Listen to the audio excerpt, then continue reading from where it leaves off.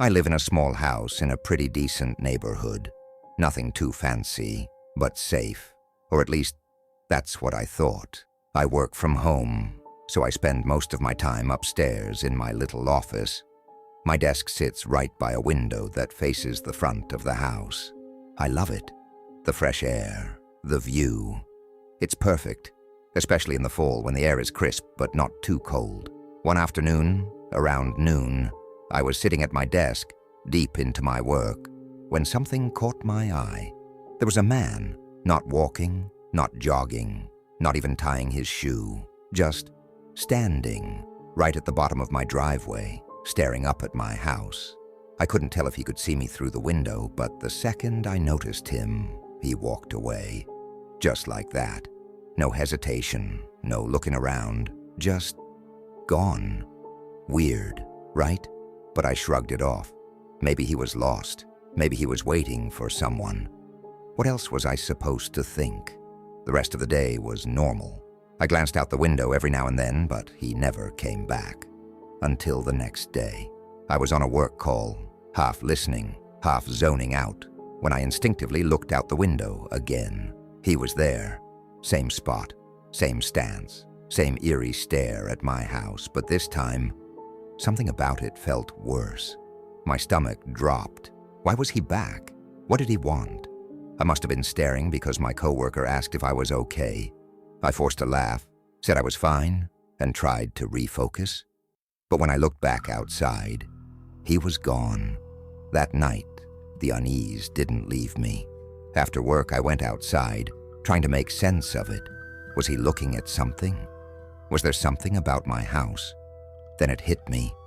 From where he stood, he had a clear view of my office window, which means he saw me. Still, I told myself it was nothing. I had dinner, called my brother, told him about it. He agreed it was weird, but said it was probably just some random guy. I wanted to believe that. But then, at 9 p.m., while I was watching TV, I heard something outside. Footsteps, slow, unhurried, walking right up to my front door. I held my breath. The steps stopped, then continued, fading into the distance. I rushed to the peephole. In the dim streetlight, I saw a shadowy figure walking away, but there was something else, the asterisk note, taped to my door. I hesitated, then slowly peeled it off and read the words. "Pat, answer the door." I felt a chill crawl down my spine. Wait, how did they know my name? I hadn't told anyone about this except my brother. I hadn't even spoken outside for someone to overhear me. Now let me ask you something. What would you do in this situation? Comment below. Would you call the police? Stay quiet? Or would you do something else? Because at this point, I had no idea what to do. I finally called the cops.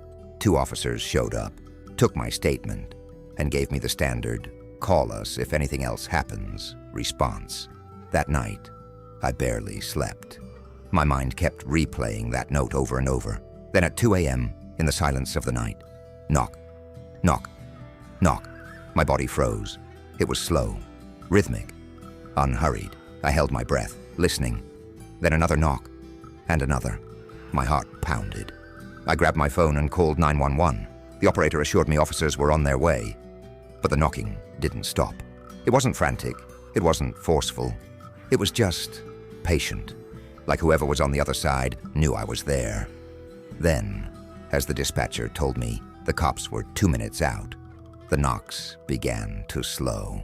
15 seconds between, then 30, then nothing. By the time the cops arrived, whoever it was gone. They took the situation more seriously this time, promising extra patrols. But in the end, there wasn't much they could do. Weeks passed. I never saw the man again. No more notes, no more knocking. But to this day, I still wonder, who was he? What did he want? And worst of all, what would have happened if I had answered the door?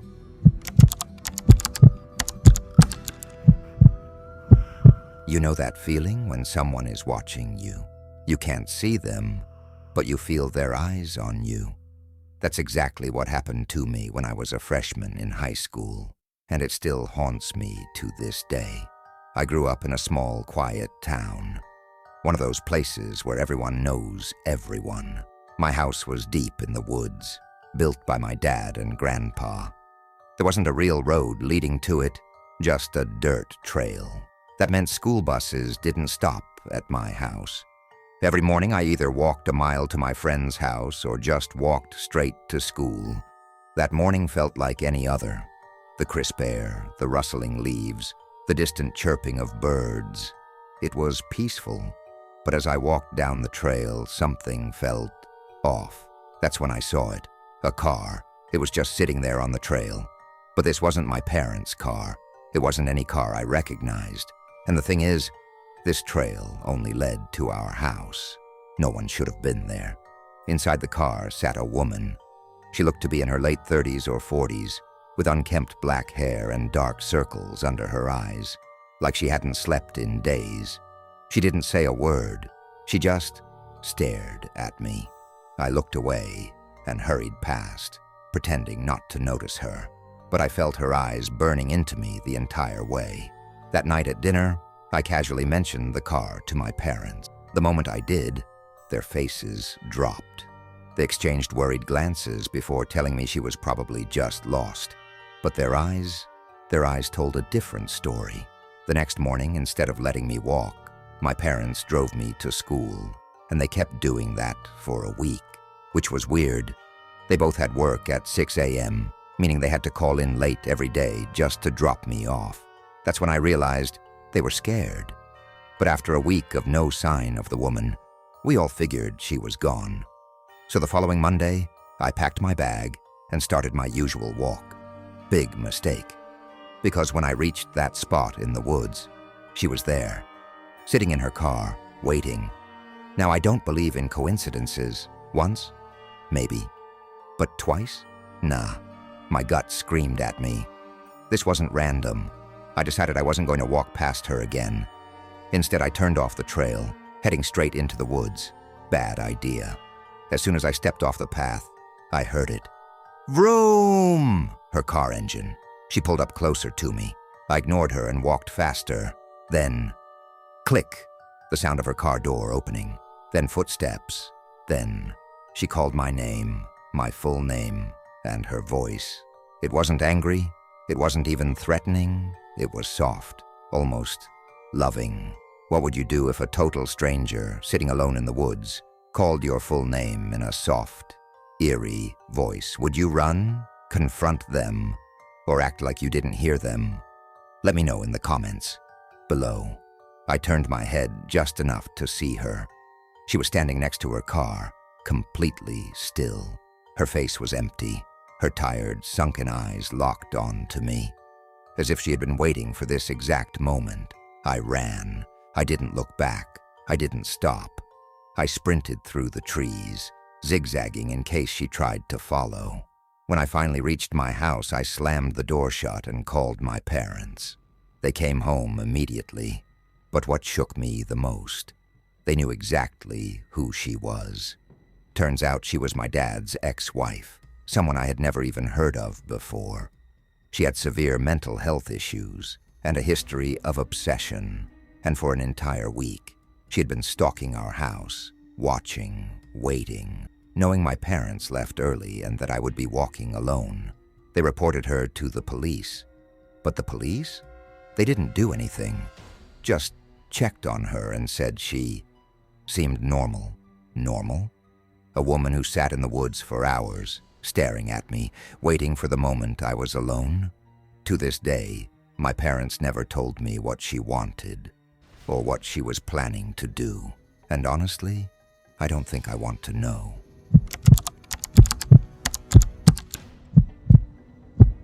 You never really know who's watching you, who's following your routine, waiting for the perfect moment. Back in 2019, I worked closing shifts at a grocery store and lived alone in a small one-bedroom apartment. Our store had a lot of regulars, customers who always came around the same time.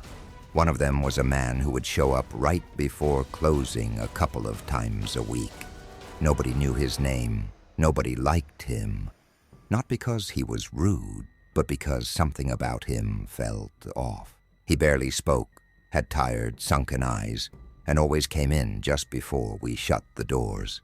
That night, like always, he grabbed a few things, came to my register, paid, and left. We exchanged only a simple greeting. 10 minutes later, I locked up, did some final cleaning, and clocked out at 10:15.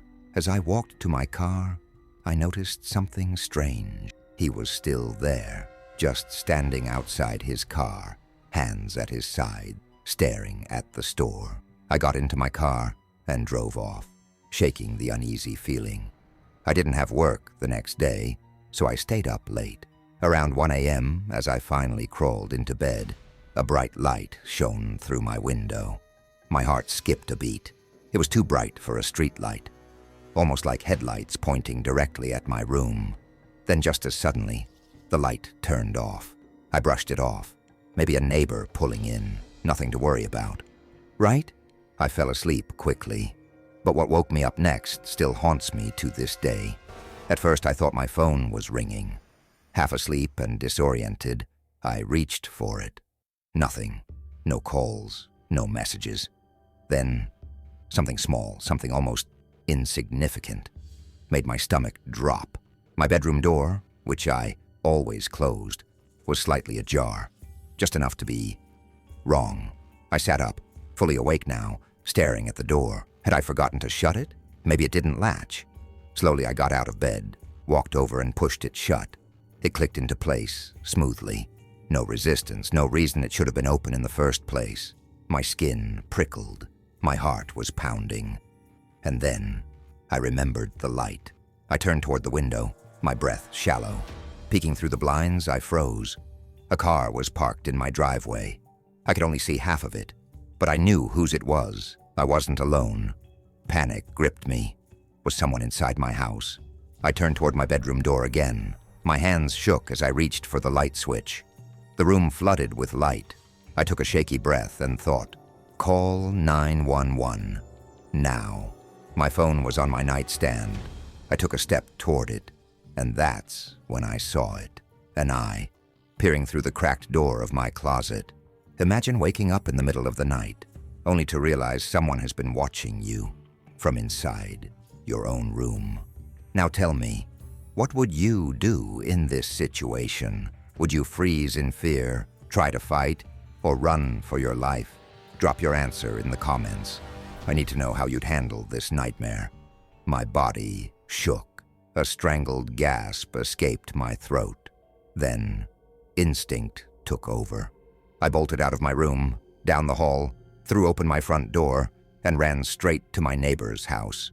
I pounded on their door until someone answered. By the time the cops arrived, the car in my driveway was still there. But the man was gone. But not for long. Using the car, the police quickly tracked him down. And when they did, I felt sick. It was him, the man from the grocery store. He had been watching me for who knows how long. And the scariest part, the only reason I even woke up that night, was because his phone rang while he was hiding in my closet. If that call hadn't come in, if I hadn't noticed my door open, if I had just rolled over and gone back to sleep, would I even be here right now? There are people out there who watch, who wait, who learn your routines, and when the time is right, they make their move. So the next time you close your door at night, make sure you're the only one inside, because you never really know who's watching. Subscribe for more chilling true horror stories, if you dare.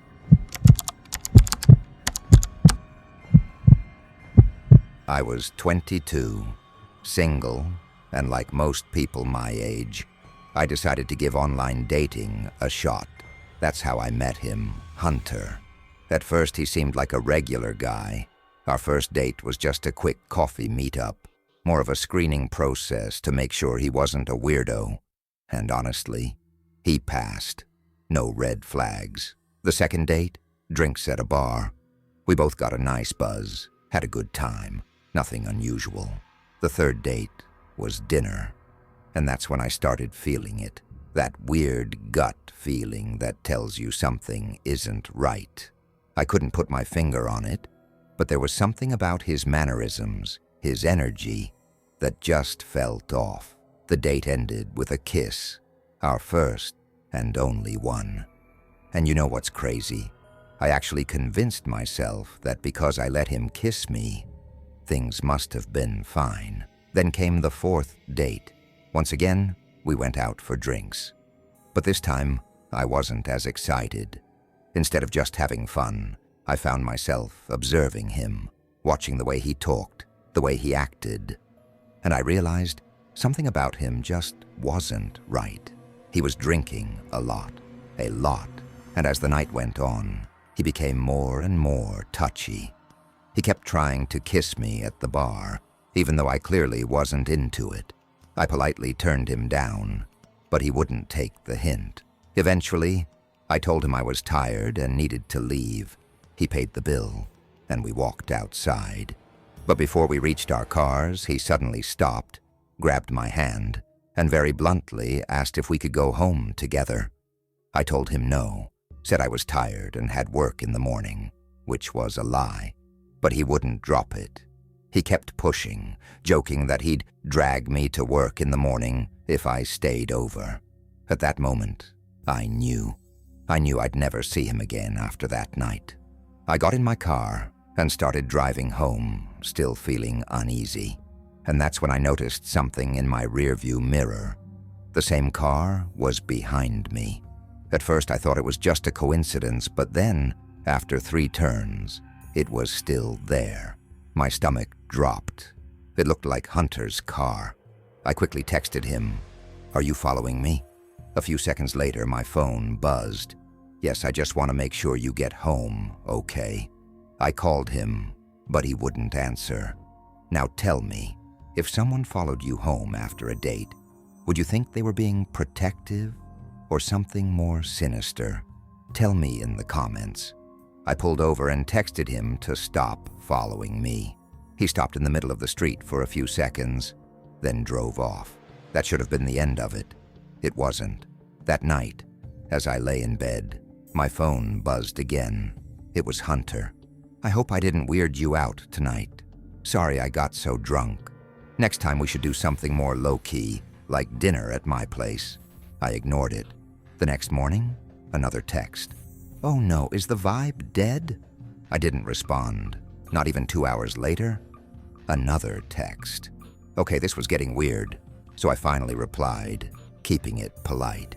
"Hey, I had a great time getting to know you, but I just don't think our personalities click that much. I also really just want to focus on myself right now. Hope you understand." That's when the angry texts started. The worst one? "No, I don't understand. You strung me along for 4 dates just to tell me that? How about you pay me back for half of everything I bought for you?" And then more texts. Some with personal information, stuff I never told him. That's when I blocked his number. I thought it was over. It wasn't.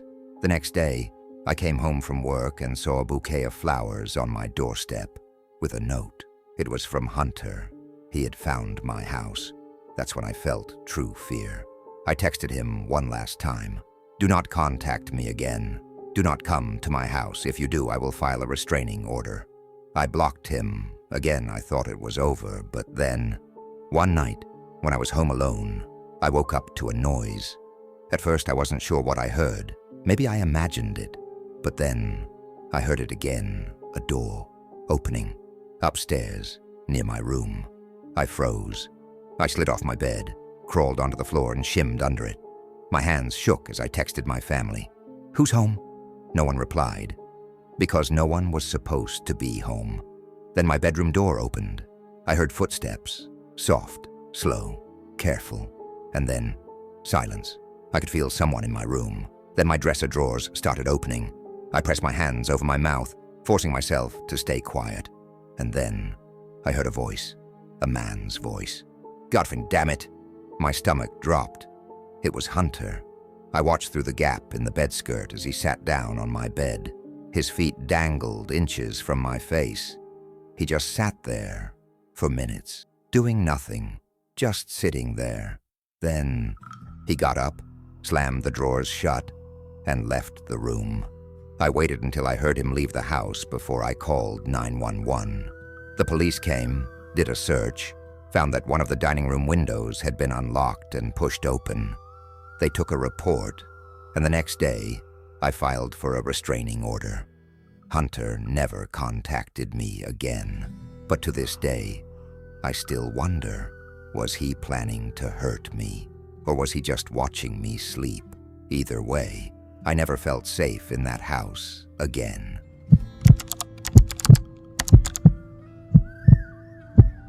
I was in the 6th grade when this happened.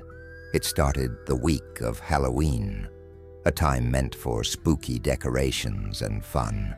My school was hosting a Halloween carnival, and I had volunteered to help set up a haunted house. After school, I stayed behind with a few friends, enjoying the eerie atmosphere and, of course, the free pizza as a reward. There was another kid who often stayed late, too. Let's call him Chris. At first, Chris seemed like a normal kid. Funny, easy to talk to. I never got any weird vibes from him. But looking back now, maybe I should have. 2 weeks after Halloween, a group of girls from my grade approached me, grinning like they knew something I didn't.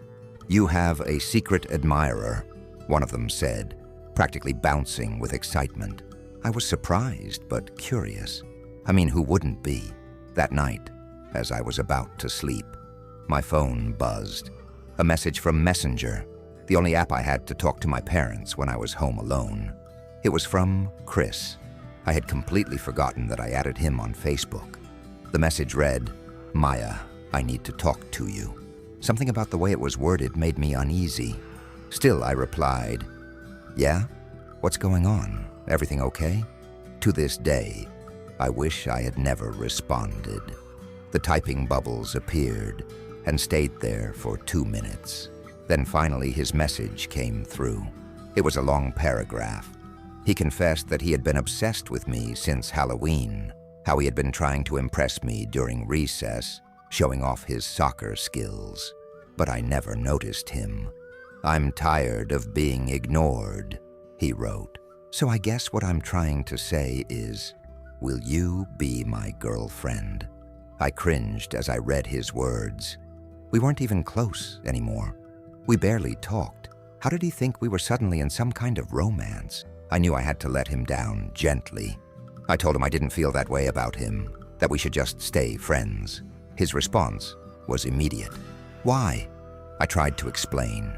He kept asking again and again, until finally he stopped replying. Or so I thought. The next morning at school was a nightmare. Chris's friends kept approaching me. "Chris wants to kiss you. He told everyone he's going to do it. He said even if he has to corner you, he'll do it." A chill ran down my spine. This wasn't a joke. This was a threat. I immediately reported him to my teacher. She told me to stay inside during recess and lunch.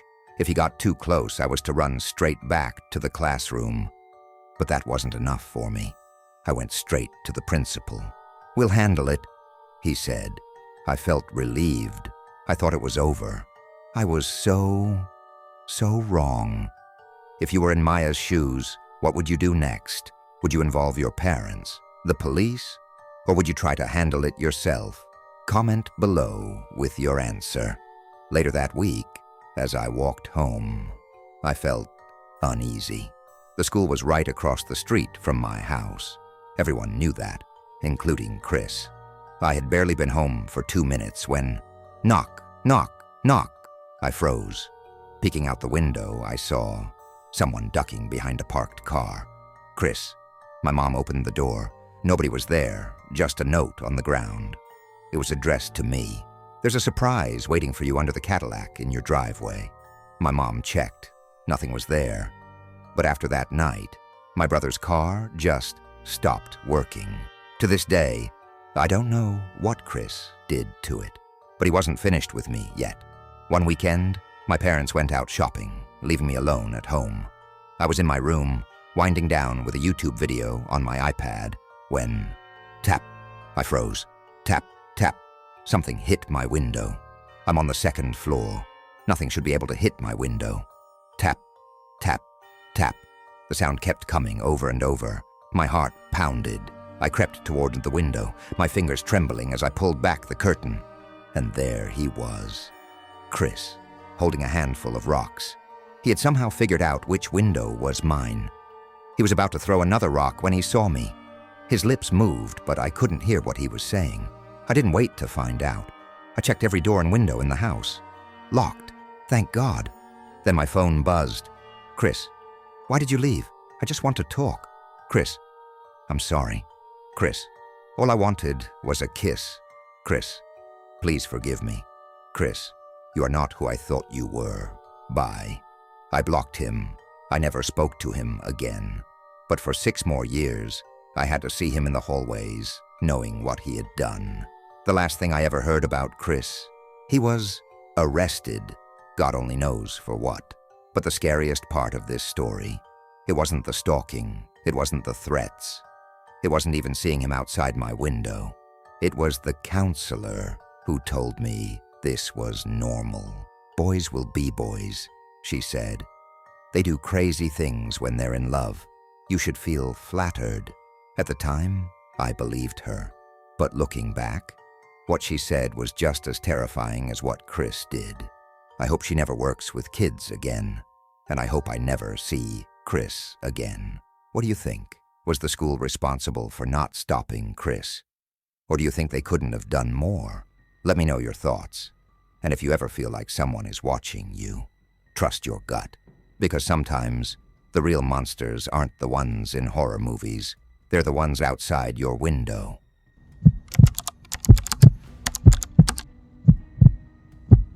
I've always been a private person. Even as a kid, I kept to myself. Teachers said I had antisocial behavior. Maybe they were right. School was a nightmare. I didn't fit in, didn't have many friends. Girls, forget about it. By the time I was 23, though, things were finally looking up. I had a great job, my own townhouse, and I had even started dating. That's when I met her. Her name was Emily. We matched on Tinder, went out a few times, and things were great at first. But soon, the red flags started waving hard. She wanted to know where I was all the time. If I didn't respond to her texts within minutes, she'd blow up my phone. One night, she even showed up at my friend's house unannounced, yelling at me in front of everyone. Then came the night everything changed. I broke up with her over text. Maybe that was cowardly, but I was scared of what she'd do in person. She lost it. She called me non-stop, pounded on my door, screamed in the middle of my street. I blocked her number, removed her from my life completely. Or so I thought. A week later, I was chilling at home, watching TV, about to eat. Everything felt normal until I heard a sound, a click, a door opening. My blood went cold. I live alone. I muted the TV, barely breathing. "Who's there?" I called out. Silence. I grabbed the biggest knife from my kitchen and dialed 911. I spoke loud on purpose, so whoever was in my house could hear that the cops were coming. When the police arrived, we searched everywhere. The closets, the attic, the crawl space. Nothing. No forced entry. No signs of anyone. I had to convince myself it was just paranoia. Just my mind playing tricks on me. I locked my bedroom door that night, trying to sleep. Then my phone vibrated, a random number. It was Emily. She was texting me long paragraphs, apologizing, begging to see me. I ignored it. Then she sent another text, and another. Then just 2 words, over and over again. "Wake up," 8 times. If you were in my position, what would you do next? Let me know in the comments, because trust me, things are about to get much worse. I typed back, "Why are you awake right now? This is crazy. Leave me alone." And then, a scream from inside my closet. Before I could even react, the closet door burst open. Emily, wild-eyed, holding a knife. I lunged for the door and slammed it shut. just as the blade stabbed through it. She was stabbing the door, over and over. I had seconds to think. I changed my voice, softened it. "Emily, I love you. Please stop." The stabbing stopped. Silence. She whispered through the door. "That's all I wanted to hear. Why couldn't you just be honest with me?" I told her I was scared. I told her to drop the knife. She agreed. I heard the knife hit the floor the moment I opened the door. I tackled her. I held her down, screaming my address into my phone. The police arrived, kicked my door down, and arrested her on the spot. She's in prison now. But that night, that scream from the closet, it still haunts me. What would you have done in this situation? Would you have handled it differently? Let me know in the comments. And if you made it this far, don't forget to like and subscribe, because I have more real horror stories that'll keep you up at night.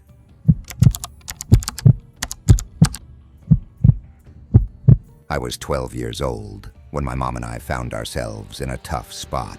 My parents had just divorced and we were between homes. Until my mom could save enough money for a better place, we stayed in a small old 2-bedroom house beside my grandmother's home. It wasn't much, but it was temporary.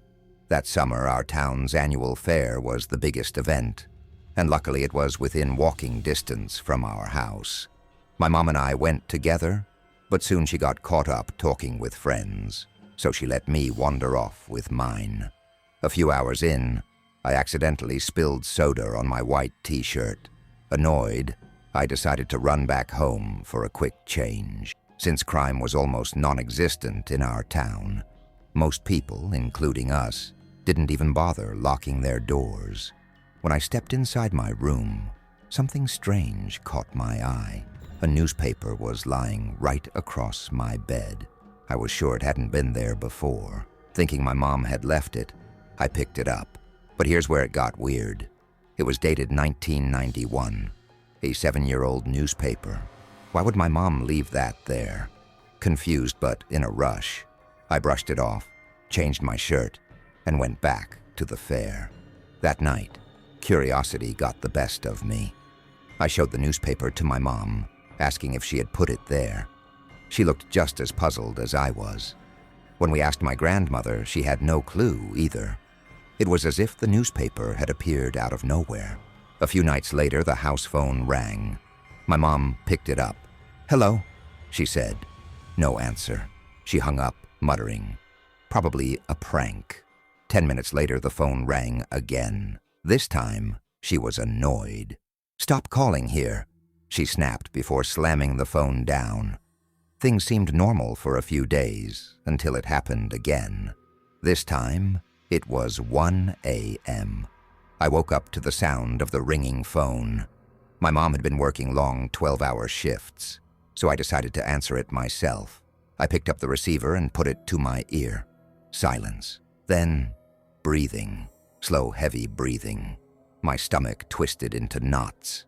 I slammed the phone down and ran to my mom's room, waking her up. She sighed and told me to leave the phone off the hook, so the prank caller would only get a busy signal.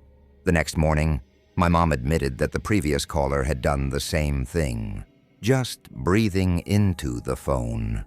She thought it was a joke, but I wasn't convinced.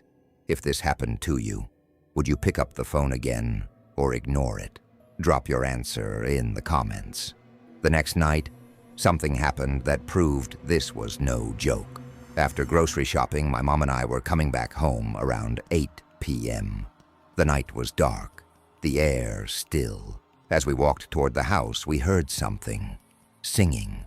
A man's voice, echoing from the woods behind our home. "And I will always love you." My heart nearly stopped. That was Whitney Houston's song. And the voice? It was deep, eerie, off-key. We turned toward the woods, and that's when we saw him. A huge, overweight man stood partially hidden among the trees.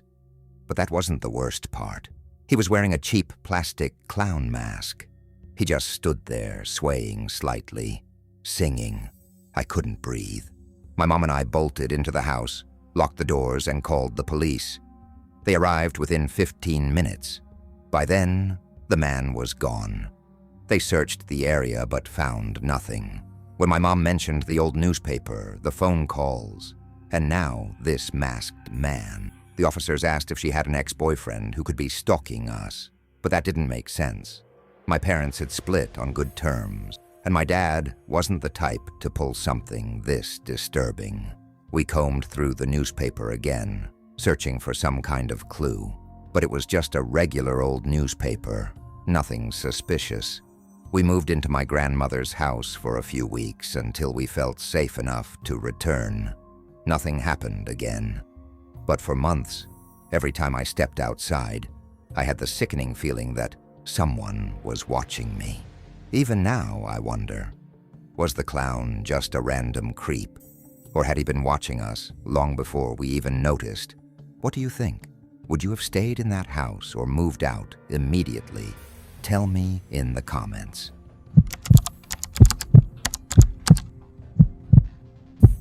Have you ever sold something online? It seems like an easy way to make extra cash, right? But what if the buyer isn't really interested in your item? What if they're actually interested in you? This is exactly what happened to me, and I still don't know if I'll ever feel safe again. Last week, I got a message from some guy on Facebook about a lamp I was selling on Market Blaze. Nothing unusual, just the typical questions about the price and condition. He seemed interested and wanted to pick it up. Since I don't drive, I gave him my postcode, and we exchanged numbers to arrange a pickup time.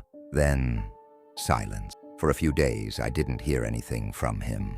I figured he lost interest and moved on. No big deal. Then the phone calls started. At first, I ignored them. They were all from a no-caller ID, and I assumed it was my ex. He had a habit of calling just to start arguments. I never answered. But one night, I had a few drinks, and I decided, what the hell, and picked up. Big mistake. There was no voice on the other end, just breathing. "Hello," I said. The breathing continued, then suddenly, a whisper, and then giggling, and then the call ended. I didn't recognize the voice, but something about it made my skin crawl. It wasn't just weird, it was wrong. The calls didn't stop. Sometimes, all I could hear was breathing. Other times, a voice would softly say, "Where are you?" Then the call would end. I told my dad about it, and he suggested I put my phone on Do Not Disturb. Seemed like a good idea.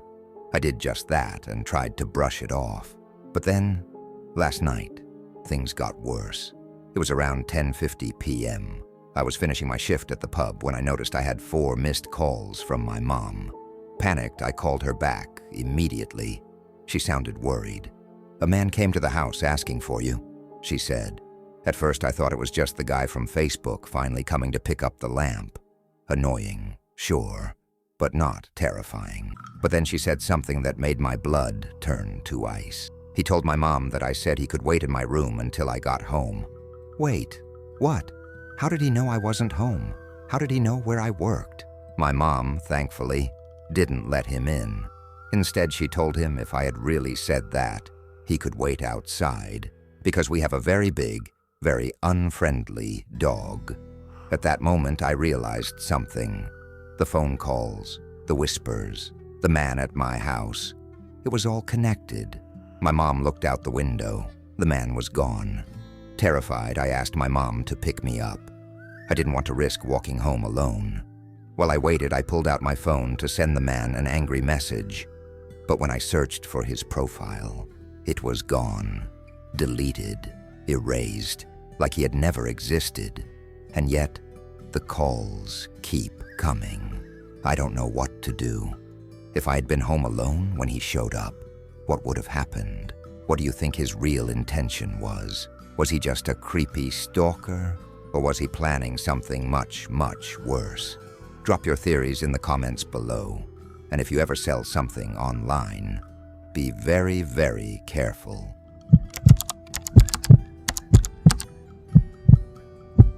I never thought I'd be the one sharing a horror story, but here I am.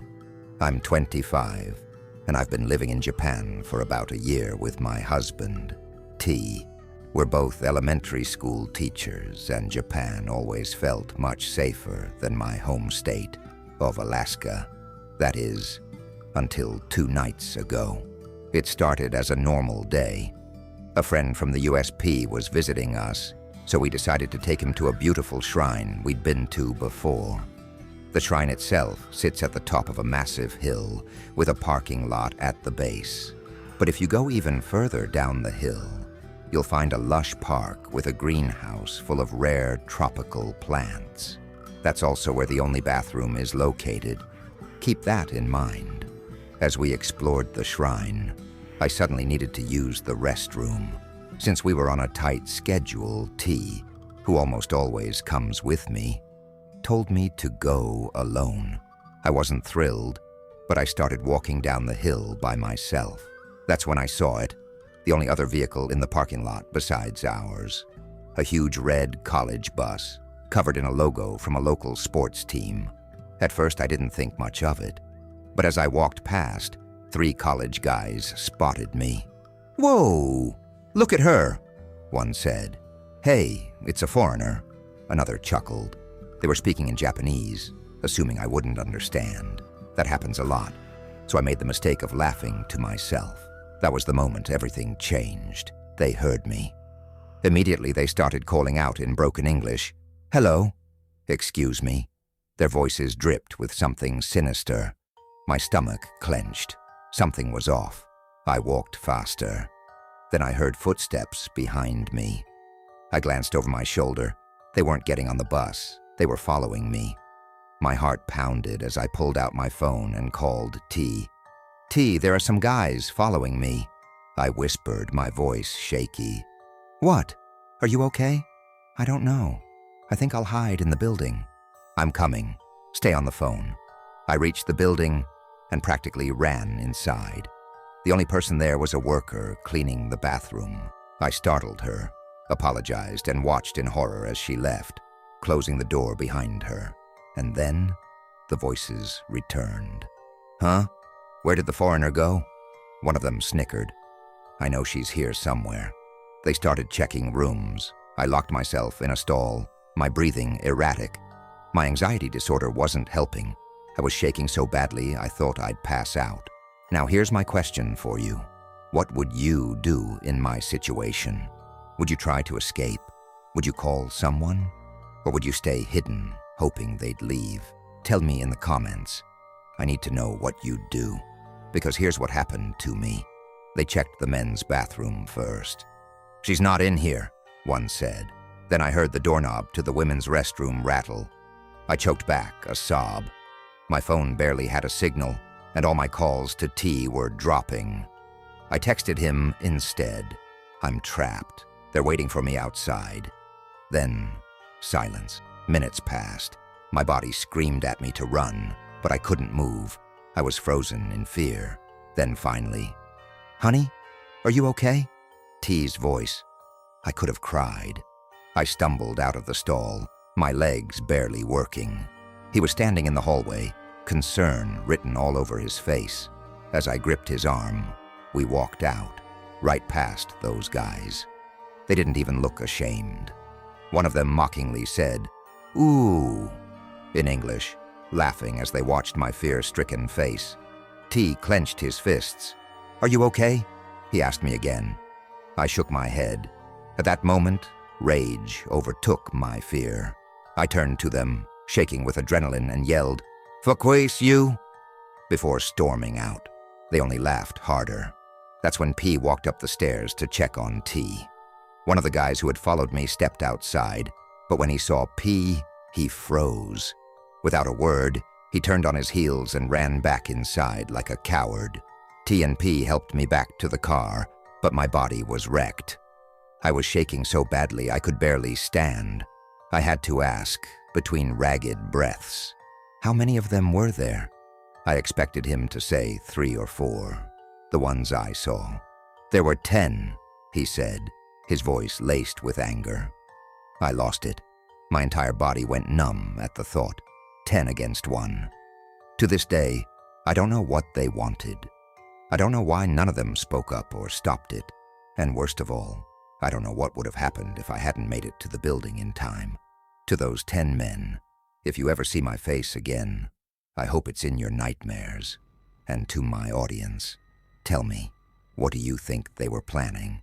Do you think they just wanted to mess with me? Or was it something worse? Let me know in the comments. And if you ever feel unsafe, trust your instincts. Stay safe.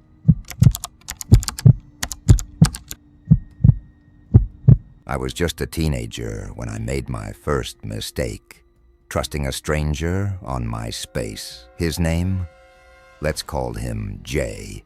He was a little older, from a nearby town, and we exchanged messages for months. When we finally met in person, he was exactly who he said he was. No red flags, nothing creepy, just a normal guy. But then I got a boyfriend, and Jay faded away. I thought nothing of it. It wasn't until much later that I realized Jay didn't just disappear. He was watching, waiting. Years passed.